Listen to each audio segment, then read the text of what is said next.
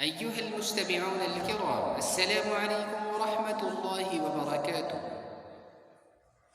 أنا أريد أن أقدم في حضرتكم القصائد العربية في مدح رسول الله صلى الله تعالى عليه وسلم، فعليكم الاستماع والإنصات رحمكم الله.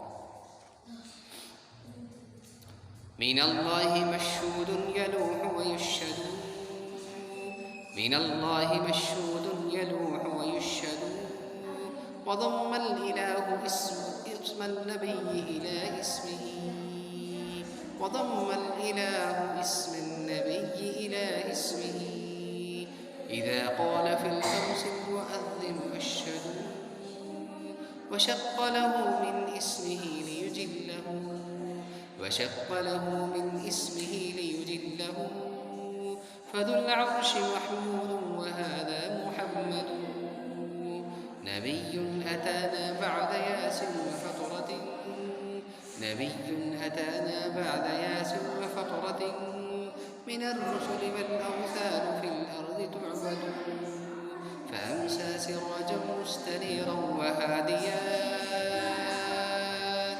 فأمسى سراجا مستنيرا وهاديا، يلوح كما يلوح السقيل المهند، يلوح كما يلوح السقيل المهند، وأنذرنا نارا وبشر جنة، وأنذر نارا وبشر جنة،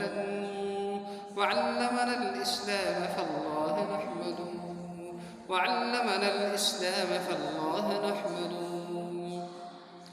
وأنت إله الخلق ربي وخالقي،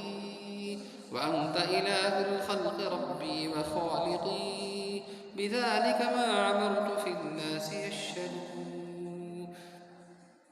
تعاليت رب الناس عن قول من دعا،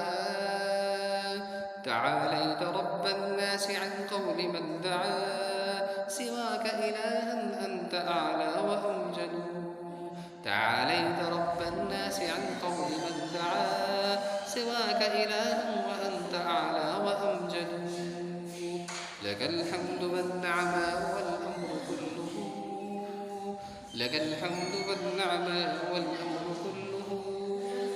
فإياك نستشهد وإياك نعبد،